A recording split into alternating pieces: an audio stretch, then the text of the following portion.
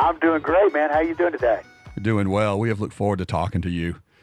We're huge fans. I got to tell you, the feedback when you were just here the other night at the Bama Theatre with that acoustic show, Yes. was people kept saying, we knew he was a great singer, but we didn't know he was a great guitar player. Yeah. So you dazzled, man. You should do more acoustic shows. Oh, we started doing those about 6 years ago, and I always had resisted. I had booking agents and managers and people that had begged me for years to go out and do acoustic shows like that, and I always resisted it because I really, quite honestly, I didn't think anybody would ever be interested in coming out and paying good money to see a guy like me sit down with just an acoustic guitar and play it to me.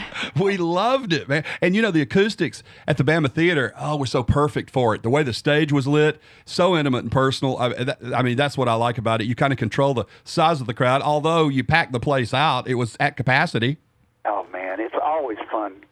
Anytime you get a chance to do those type of shows, it's like I told the audience the other night, those, even though we call them shows, those don't really feel like shows to me, because when you're just up there in a beautiful theater like that, and it's just you and me and a guitar,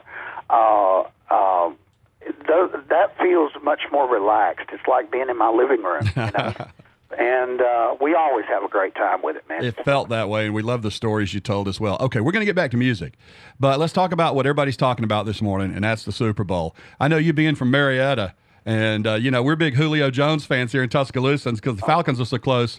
We're just devastated over the outcome of that game. How about you? I tell you, I'm surprised I still have a voice left, because I was cheering on the Falcons yesterday so strong.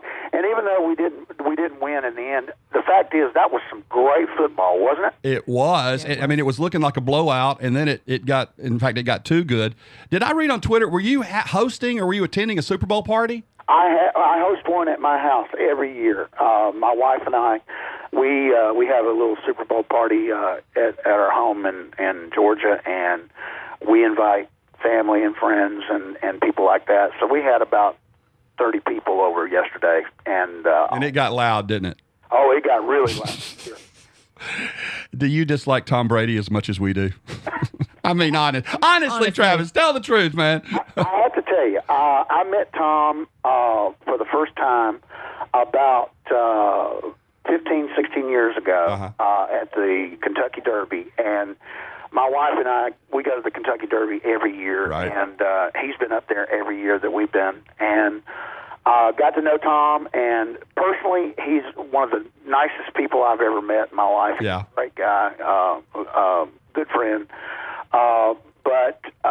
Man. But he's a Patriot, right? Football field. Yeah. Especially up against the Falcons, it's like, you have to tip your hat to him, because the guy is an absolute superstar, and will definitely be in the Hall of Fame. You bet. He was a machine yesterday. So how do you think Luke did with the anthem? And as a singer, is that a gig you would accept doing at a venue like that? I mean, sometimes it seems like it's a no-win. How do you think he did? I thought he did a great job. I did too. And that's such a nerve-wracking type thing to do, because I think if you screw up the national anthem, I think they exile you to some other country. I think you're right. They send you to New England. It's like one of the most nerve-wracking things. I've done it for a lot of big events. I've sung the national anthem at the World Series and at the Olympics when they were held in Atlanta back in I think it was '96. Yeah. So it's something that you want to make sure that you get that right, and I thought Luke did a fabulous job with it. We're talking to Travis Tritt this morning, the morning after the Super Bowl, and of course he's a big Falcons fan.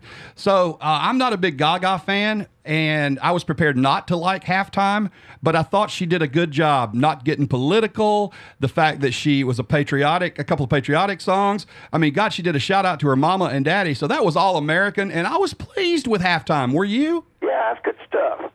Yeah, I'm pleasantly surprised. Yeah, all right. Good stuff. Absolutely. Enough about football. Now let's talk about this live CD that you did, the acoustic recorded live CD. I just want to personally tell everybody, and I'm not kissing up, I mean this, Travis Tritt, if you don't have that, That needs to be in your music library. That was so good, and I just want to encourage everybody to get it.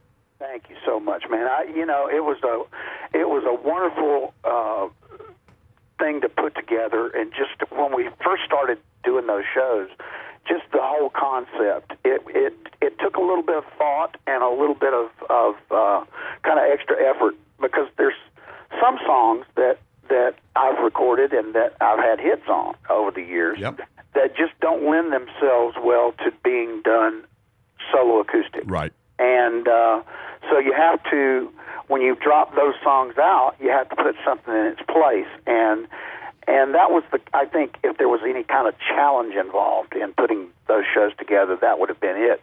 But it seems to be now that it's gotten to a point where I work on those shows in the off time throughout the entire year. When I'm home, I play guitar every day, whether I'm on the road or whether I'm at home. And so for me, working up new ideas or new songs or new things that we can incorporate into those solo acoustic shows is a lot of fun for me, and it keeps me on my toes. Well, as fans, we love it. Let's shift gears real quick here. We have limited time. I know you're busy this morning.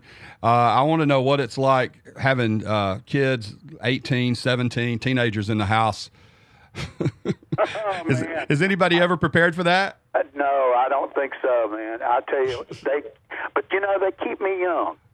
They really do. I enjoy spending. I spend so much time out on the road that when I do get a chance to come home and spend time with my family, that's always one of the most important things to me, and one of the things that I enjoy the most. Do they appreciate the fact that Daddy's a big country music star, or you just like, oh, you're just Dad? Yeah, I think it's more just like Dad. I mean, as they've gotten older, they've recognized, I think, more than they did when they were really young. Yeah. I think they recognize more that they've had an opportunity to be in attendance at some pretty big events. We just played at the end of last year. We played at the Volunteer Jam. Oh, God. With Charlie Daniels and Chris Stapleton. And man, what a lineup! And I know Charlie Daniels is one of your heroes, right? Oh, he is, man, and ours too. A friend too. And so they had an opportunity to be up at that show, and they're also going to get a chance to go with me in a couple of days. We're going up to Nashville to do the Randy Travis Heroes and Friends show. Oh, that is great. That's going to be a strong show. It really is. Can't wait. Of people on that show, and so they'll get a chance to go up there, and I think it's kind of a big deal for them. They enjoy it. That is very, very cool. And by the way, we know that Thursday is a special day, February 9th. It's your birthday, right? Yeah, it is. What do you wish for? What do you think the wife's going to get you for your birthday, dude? Well, I don't really know. I'll tell you what I was wishing for was something that obviously I'm not going to get, which is a Falcons fan. I knew you were going to say that. Hey, to quote the Rolling Stones, you can't always get what you want, Travis Tritt.